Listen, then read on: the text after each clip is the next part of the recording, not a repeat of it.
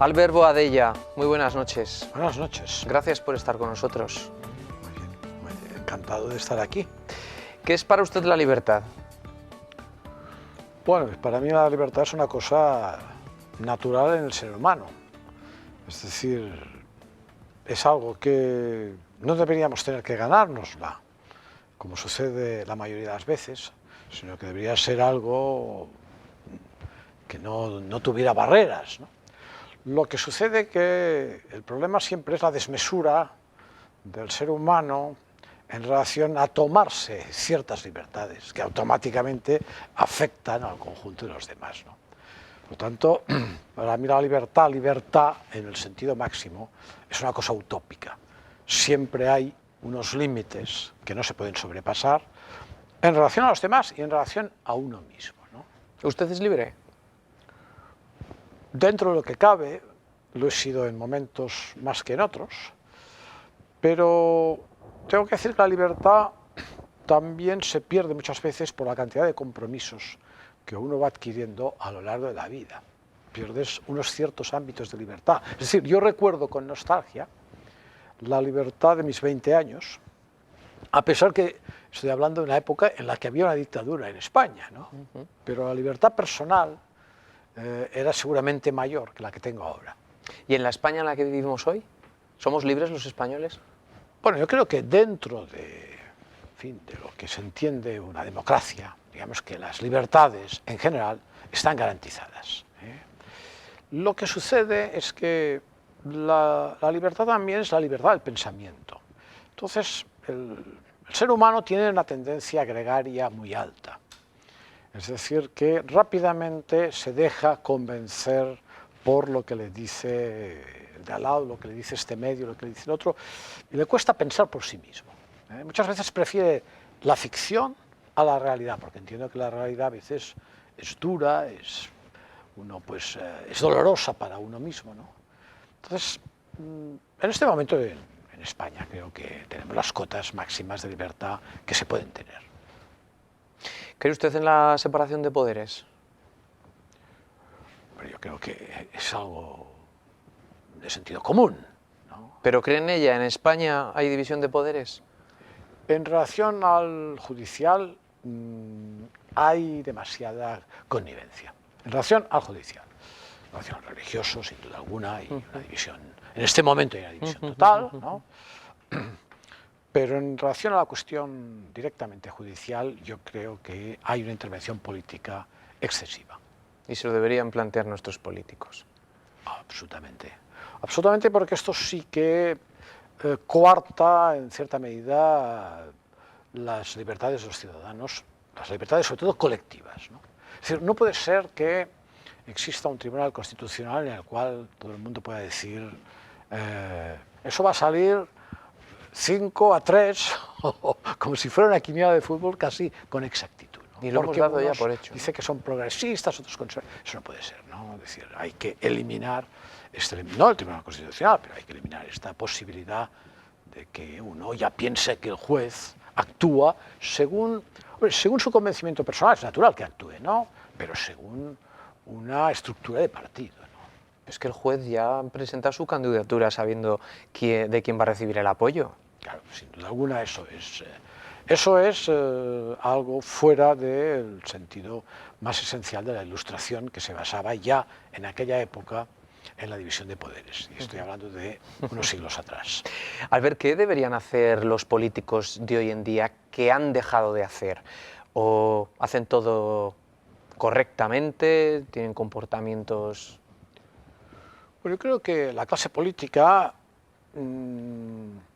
ha tomado ciertos automatismos, ¿no? Es decir, es un gremio que ha hecho un camino en el cual desde la transición, donde el político, diríamos, se sentía muchísimo más libre, más abierto, pues ha ido tomando toda una serie de, casi diría, malas costumbres, ¿no? Sobre todo una sensación de impunidad, ¿no? La sensación de que, en fin, podía hacer un poco lo que le parecía. Estoy hablando de los altos cargos, ¿no? Yo creo que eso ha sido muy nocivo y es necesario que los políticos pues, vuelvan otra vez al sitio donde deben estar, pensar que el dinero público es algo que es sagrado, que no es lo que ellos distribuyen, sino lo tienen que distribuir en función de las necesidades y por descontado, sin colocárselo en el bolsillo. Y después yo creo que no pueden hacer esa exhibición de altanería que tienen en ciertos momentos, ¿no? Es decir, la población quiere ver a los políticos como un funcionario más, ¿no? No quiere verlos en esta sensación de impunidad, muchas veces de arrogancia. Es más en la forma que en el fondo que deben cambiar, ¿no? Porque el fondo de un sistema democrático, uno más o uno menos, hay pocas diferencias, ¿no? Es en la forma. Yo creo que la forma del político, en general del político español, no es una forma especialmente atractiva para el ciudadano. Vamos a mojarnos un poco. Usted vio nacer al Partido Ciudadanos. Han pasado ya unos cuantos años desde su fundación, aunque tal vez está ahora mismo en la cresta de la ola y en sus mayores cotas de popularidad, digamos. ¿Ha cambiado, ha evolucionado el partido? ¿Es el mismo? Bueno, el Partido Ciudadanos nació de una plataforma de intelectuales que fuimos los que le dimos un poco el disparo de salida al partido, en el sentido de que en aquel momento nosotros creíamos que debía existir en Cataluña un partido directamente no nacionalista. El PP no hacía su trabajo, creíamos, en Cataluña, y el PSOE muchísimo menos. Entonces nosotros decidimos que había que crear un partido que estuviera al margen de la cuestión nacionalista. Hizo este cometido, lo hizo correctamente, hizo algunos vaivenes extraños, ¿no? Como aliarse con un partido, yo creo una especie de partido xenófobo europeo, en un momento, porque creo que así ganaría más votos, yo creo que eso fue un gran fallo, pero posteriormente este partido ha sabido jugar una carta que a mí me parece muy ingeniosa, por lo menos ingeniosa, y es que nadie sabe decir si es un partido a la derecha o a la izquierda. Eso en este momento es muy complicado, muy complejo, y eso lo ha hecho muy bien. Es evidente que lo ha podido hacer porque no ha tenido, hasta el momento, pues, funciones de gobierno en un sentido, no hablo desde un punto de vista municipal, que tiene alguna, pero en sentido más importante, autonómico o nacional, ¿no? Seguramente que en la prueba de fuego que es el gobierno, o un gobierno regional o un gobierno nacional, pues veremos qué da de sí el partido. ¿Pero ve a Albert Rivera presidente del gobierno? Pues yo veo a Albert Rivera presidente del gobierno, no sé si ahora, pero dentro de unos años seguro que sí. Yo creo que él tiene la fisiología casi diría del jefe de la tribu. Es decir, es un hombre que tiene la piel lo suficientemente gruesa como para aguantar los envites, es decir, no tiene la piel fina, pues es capaz de hacer ciertas cosas que muestran que tiene la piel gruesa. Eso es importante para ser presidente del gobierno. La piel fina es la sensibilidad, un exceso de sensibilidad no sirve para un presidente del gobierno. Hay que hacer cosas muchas veces que no son del todo ortodoxas, pero esta es la función de un presidente del gobierno, hacer aquellas cosas que muchas veces son extremadamente duras, ¿no? Y si gana Rajoy o gana Pedro Sánchez, Albert Rivera se atreverá a decirles: les apoyaré con estas condiciones, uno de ellos que ustedes se quiten del camino. O esto se dice ahora en campaña y, en fin, luego las cosas... Yo creo que Albert Rivera no producirá ninguna situación traumática para la gobernabilidad de España. Esta es mi impresión. Es decir, que yo creo que tratará de incidir en muchas cosas, pero nada que pueda provocar un trauma excesivo, porque en el fondo sabe que los ciudadanos no premian estas actitudes. Hoy en día el ciudadano, no solo español, sino de la Europa más desarrollada, no quiere revoluciones. Los partidos que exaltan revoluciones sirven para una minoría, muy minoría, pero tienen unos límites muy amplios que no pueden depasar. Porque la gente, si te les cargas un fin de semana, ya se ponen frenéticos. Es decir, la sociedad del bienestar ha eliminado cualquier proceso, cualquier idea que pueda generar un proceso revolucionario. ¿Está hablando de Podemos? Estoy hablando de Podemos y de otros muchos partidos, ¿no? Que no solo aquí, sino en Europa, que, en fin, que tienen un camino se acercan a caminos que significan rupturas muy importantes con lo que entendemos la actual sociedad del bienestar. ¿Cómo tiene la piel Pablo Iglesias? Decía de Albert Rivera, fina pero resistente, ¿y Pablo Iglesias? Yo creo que Pablo Iglesias tiene que aprender teatro, ¿no? Tiene que aprender teatro porque se le nota demasiado. ¿Se lo llevaría de gira? Sí, no me lo llevaría de gira, me lo llevaría, diríamos, a una escuela de teatro. A aprender. Porque se le nota demasiado, ¿no? Se le nota, hay algo en él. Entiendo que los políticos tienen que hacer su comedia, pero tienen que hacerla bien, que sea creíble. Y esos cambios, esos vaivenes, ahora eso parece que va para aquí o para allá, se le nota demasiado el cambio. ¿Es un soufflé? No, Ha subido. Él, diríamos, corresponde a un momento de descontento de un núcleo importante de la población española, ¿no? Descontenta con muchas cosas, ¿no? No simplemente, obviamente, por la crisis sin duda alguna, pero por el funcionamiento de muchas cosas, ¿no? Entonces, pues esa gente han encontrado a alguien que parece que es capaz de unificar ese descontento. Lo que yo dudo es que sea capaz de llevarlo a término, diríamos, en un término positivo, el descontento, ¿no? No le veo a él la talla del gran político, ¿no? Del gran estadista. ¿Y Mariano Rajoy? Pues Mariano Rajoy es un buen notario, un gran registrador de la propiedad, diríamos. Es un hombre que tiene, como se dice en francés, un savoir-faire, es un hombre que tiene un buen tempo, ¿no? Pero yo creo que le falta decisión. Es decir, lo puedo decir, por ejemplo, en el caso del problema catalán, no ha sabido atacarlo a tiempo, ¿no? Es decir, ha dejado que la epidemia avanzara y avanzara hasta unos límites, pues que tendrá que aplicar una terapia de choque, ¿no?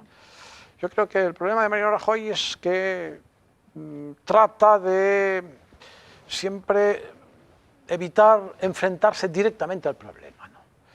Y eso está bien cuando no hay problemas o cuando no hay demasiados problemas en una sociedad, ¿no? Luego vamos a seguir hablando de Cataluña, pero por terminar con los cuatro magníficos nos falta Pedro Sánchez. De Pedro Sánchez, ¿qué destaca usted? Bueno, es un hombre joven, con buen aspecto. ¿Solo el físico?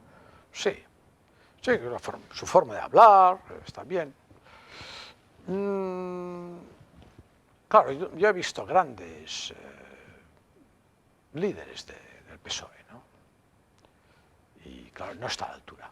Yo he visto, claro, los que hemos vivido una época, González, por poner un ejemplo, pues Pedro Sánchez queda minimizado al lado de un hombre como González, ¿no? ¿Pero estamos faltos de líderes en general? Sí. No tenemos ahora ni grandes no tenemos ni pequeños. Hombres de Estado, ¿no? Hombres de Estado, diríamos grandes estadistas, ¿no? Personalidades que tengan un conocimiento profundo de la sociedad, que tengan una visión también distanciada, fuera incluso de las propias ideas, ¿no? de su partido, ¿no? Sino que tengan el sentido del Estado, ¿no? Son hombres de partido lo que estamos viendo. Estamos asistiendo, pues, a una serie de hombres de partido que serán más o menos eficaces en su partido, pero no son los hombres para dirigir un país. Pero entonces, ¿quién está dirigiendo desde hace unos años nuestro país? Pues yo creo un poco entre todos. ¿La inercia? Sí, es un mecanismo. La democracia tiene, digamos, unos mecanismos que, en fin, que funcionan más o menos correctamente y con un empujoncito, pues todo va tirando, ¿no? Lo que sucede es que hay muchos aspectos que se van deteriorando, se van pudriendo en cierta medida, ¿no? Este es el problema, obviamente, de una democracia, que hay que estar en una constante renovación, ¿no? Y a España, pues en los últimos tiempos le han faltado estos hombres de Estado, que los habíamos tenido. Yo creo que en la propia UCD, ya en la UCD, había gente con una personalidad extraordinaria. Posteriormente, cuando el primer gobierno de Felipe González, pues había buenos políticos, y me atrevo a decir que incluso el propio González, en sus inicios, era un hombre de Estado. ¿Estamos de nuevo ante las puertas de las dos Españas o no? Bueno, eso ha sido inducido desde partidos políticos concretos, ¿no? Yo creo que eso estaba olvidándose absolutamente, pero se ha vuelto otra vez a pinchar en lo mismo, ¿no? ¿Y qué le parece? Me parece... ¿Le preocupa? Primero muy preocupante y después me parece destructivo, ¿no?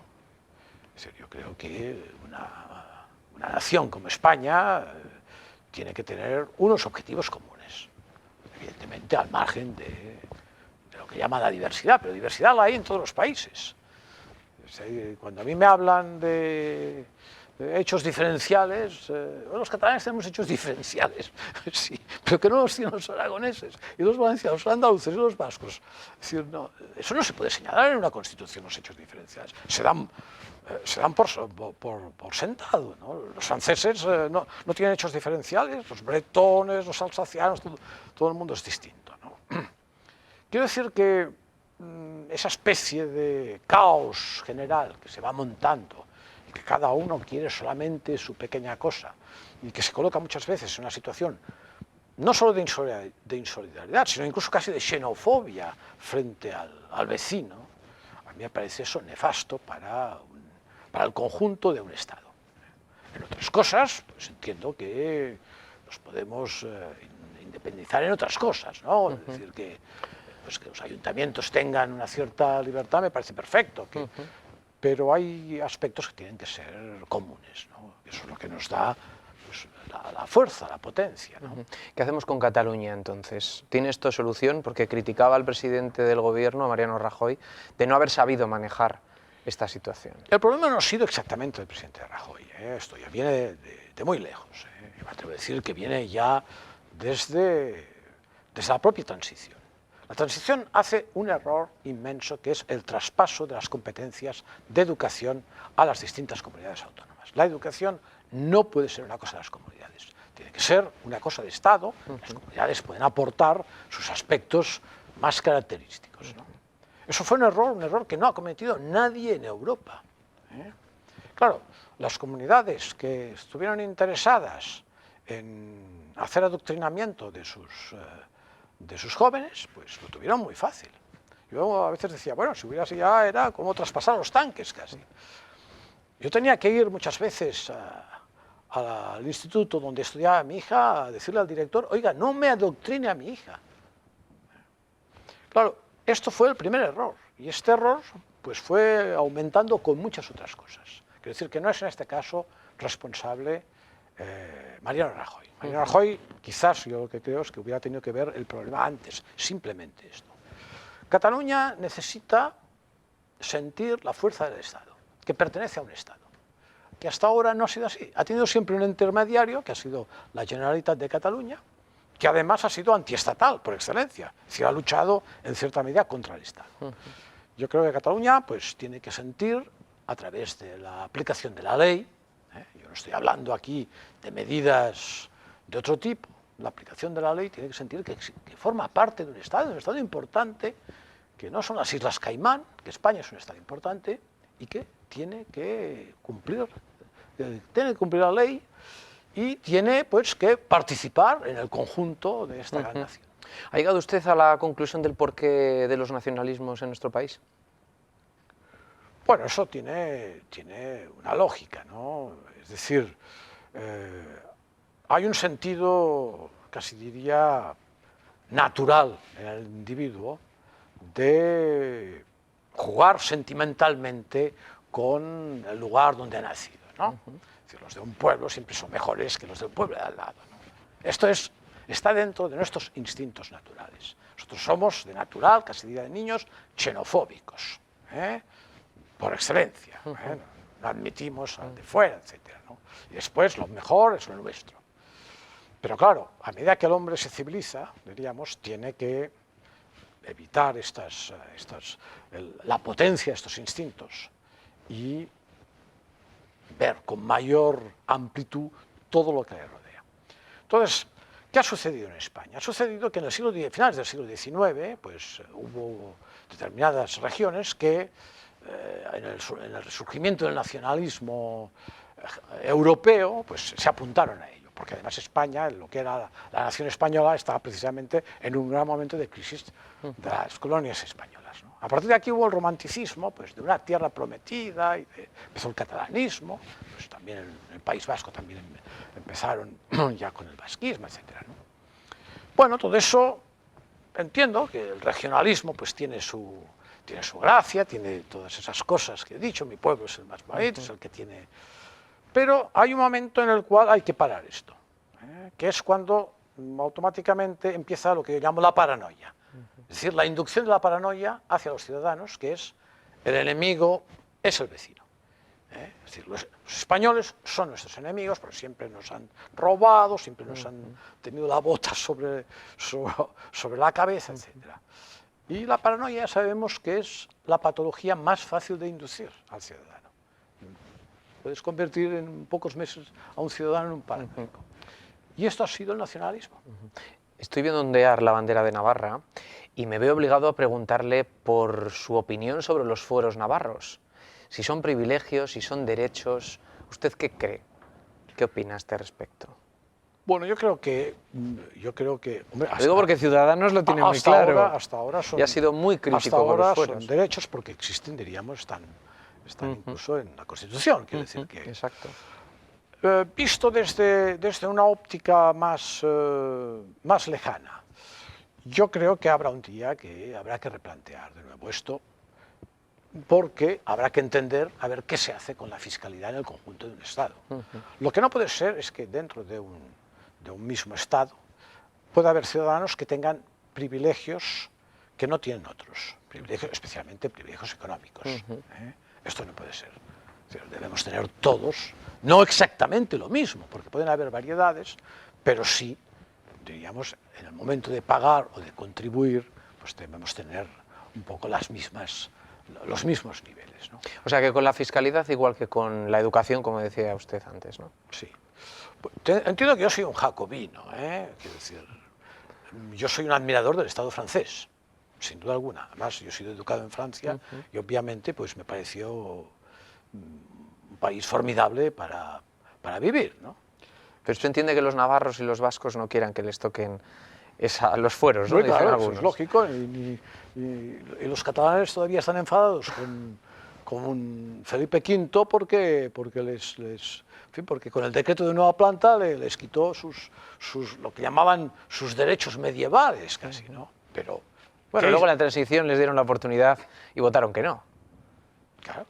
Bueno, es que de hecho tenemos que pensar que en Europa en este momento se va hacia una cierta igualdad en el sentido económico, en el sentido fiscal, ¿no? En fin, la propia Unión Europea muchas veces ha mirado de reojo lo que estaba pasando en el País Vasco y lo que estaba pasando en Navarra. Quiero decir que no me lo invento yo eso, ¿no? Estamos terminando y me da muchísima rabia porque nos hemos centrado en esta política en la que estamos metidos y de hecho además su visita a Navarra ha sido de la mano del think tank Civismo y me veo un poco a preguntarle y a analizar la actualidad política, pero teniendo aquí a quien durante tantísimos años ha sido el director de la compañía de teatro independiente Els Joglars, otra de las preguntas que tengo que hacer también es ¿a dónde nos va a llevar la actual situación con la cultura en este país? ¿Vamos a ser capaces de recuperar la cultura en España? Bueno, en España la asignatura pendiente es la cultura, pero la cultura en un sentido amplio, ¿no? Es la asignatura pendiente porque ya vemos que nuestros políticos en general no son muy cultos, eso hay que decirlo, incluso muchas veces los propios consejeros de cultura no tienen una cultura demasiado especial. Y eso hace que no haya la propagación o la inducción al ciudadano para que piense que la cultura es la felicidad barata. Es decir, que asistir a una buena obra de teatro, ver una buena película, leer un buen libro, visitar un buen museo, es una extraordinaria felicidad y además baratísima, muy barata, ¿no? Y que eso hace pues, un conjunto de gente que disfrutan de algo que hacen otros, ¿no? Que son los artistas, y que eso es lo que nos ha hecho civilizados. Es decir, nosotros cuando tenemos que recurrir a la cultura tenemos que pensar en los griegos, tenemos que pensar en el Renacimiento, tenemos que pensar en Velázquez, en Cervantes, etc. Son esa gente la que nos ha hecho civilizados, ¿no? La civilización no es una cosa abstracta, no, hay artistas, hay escritores, hay una cantidad, diríamos, inmensa de gente que han promovido que el hombre tenga un estado superior. En el hecho de hacerlo y de disfrutar de la inteligencia de los demás, que promueve también nuestra inteligencia. Y eso en España, pues desgraciadamente y lamentablemente, no forma parte de los planes normalmente políticos. La cultura se tiene que hacer al margen de la política. Yo estoy de acuerdo en este sentido. En este sentido soy partidario de un cierto liberalismo, tengo que decirlo, ¿eh? Pero lo que no soy partidario es de que el Estado ponga inconvenientes, ¿eh? Eso sí que me parece lo peor. Claro, si el Estado, diríamos, pues coloca el 21% de IVA a nosotros, al teatro, nos parece que es, diríamos, un exceso, porque resulta que las revistas pornográficas pagan un 5%. Aquí hay un agravio comparativo, o ellos pagan poco o nosotros mucho, pero eso no puede ser así.